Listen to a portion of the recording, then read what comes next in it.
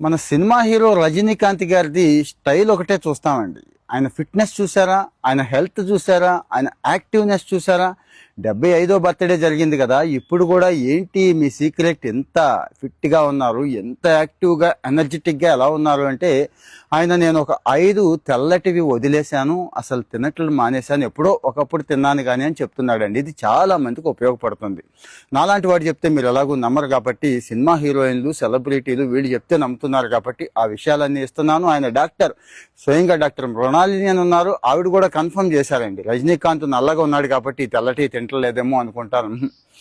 తెలుపు పదార్థాలు ఏవైతే ఉన్నాయో మనకు తెలియకుండానే మన లైఫ్ స్టైల్ మొత్తాన్ని పాడు చేసేసి నేను అందరూ చెప్తున్నవే, కాకపోతే రజనీకాంత్ పాటిస్తున్నాడు, మనమేమో పాటించలేక నోరు కట్టుకోలేక పాడైపోతున్నామండి. ఈ రోజు 75 ఏళ్ల వయసు ఉన్న వాళ్ళు, మన చుట్టూ ఉన్న వాళ్ళు ఎంతమంది ఉన్నారు, అసలు బతుకున్నారు?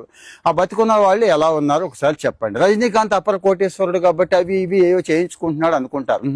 జస్ట్ నోరు కట్టుకున్నాడండి అంతే. సరే, ఇక్కడ విషయానికి వచ్చేద్దాం. ఏంటి అంటే ఫస్ట్ వన్ వచ్చి మైదా అండి.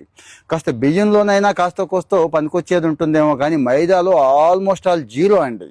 పోస్టర్లు అతికించుకోవడానికి వాడాల్సిన దాన్ని పొట్టలో వేసేస్తున్నామండి. అది కూడా మంచి బజ్జీలు, బోండాలు, కేకులు ఇంకా చాలా ఉన్నాయి కదా, అది అసలు తీసుకోను అంటాడు. నెక్స్ట్ వచ్చి బియ్యం అండి. బియ్యం బ్రౌన్ రైస్ కొద్దిగా అంత తీసుకుంటాను కానీ తెల్లటి బియ్యం అసలు తీసుకోను, అంటే అంత కూరలతో తీసుకుంటాను ఇంత రైస్ కానీ అని చెప్పేస్తాడండి. తర్వాత వచ్చి ఉప్పు అండి. శరీరంలో ఇన్ఫ్లమేషన్, వాపు, అనవసరమైన వాపుని పెంచేదే ఉప్పు. సాధ్యమైనంత వరకు ఈ ఉప్పుని నేను తగ్గించేస్తాను, ఉప్పు జోలికి వెళ్ళటం మానేశాను, ఒకప్పుడు తిన్నాను కానీ ఇప్పుడు లేదు అంటాడండి. తర్వాత వచ్చి చక్కెర అండి. ఇక చక్కెర గురించి ప్రత్యేకంగా చెప్పేది ఏముంది, మనం ఏదైనా తీయటి వేడుక చేసుకుందాం అని చెప్పి వాళ్ళేమో మనల్ని బోల్తా కొట్టించేసి ప్రతి దానికి మంచి అకేషన్ అంటే చక్కెర, ఆ చక్కెరను కూడా నేను వదిలేశాను అని చెప్తాడండి. 4 చెప్పారు, 5వది ఏంటి అంటారేమో. పాలు, పెరుగు అండి. మీరు వింటుంది నిజమే, పాలు పెరుగు మంచిదే, మంచి ప్రోటీన్ ఉంటుంది, కాల్షియం ఉంటుంది. ఎవరికి 40 ఏళ్ల లోపు వాళ్ళు కాస్త ఆరాయించుకోగలుగుతారు. అది దాటాక అవి మనకి శత్రువుగా మారుతాయండి. అంటే ఎక్కువ తీసుకుంటే, కొద్దిగా తీసుకోమని చెప్తున్నారు. ఇన్ఫ్లమేషన్, శరీరంలో వాపు పెరిగిపోతుంది, పొట్ట చుట్టూ కొవ్వు పెరిగిపోతుంది. మన పొట్టలు ఎందుకు ఇలా ఉన్నాయో మీకు అర్థమైంది కదండి.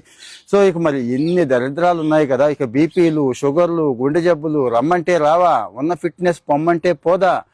సో నా సలహా ఏంటంటే, నా సలహా కూడానండి ఇది, వీటికి సాధ్యమైనంత వరకు తగ్గిస్తూ వెళ్ళండి, ఇబ్బంది ఏమీ లేదు. మిగిలినవి చాలా ఉన్నాయి కదండి, మంచి మంచి ఆహారాలు ఉన్నాయి, రోజు మనం చెప్పుకుంటున్నాం, కాయగూరలు, మన దుంపలు, మన నట్స్, అవి తినొచ్చండి, ఇబ్బంది ఏమీ లేదు.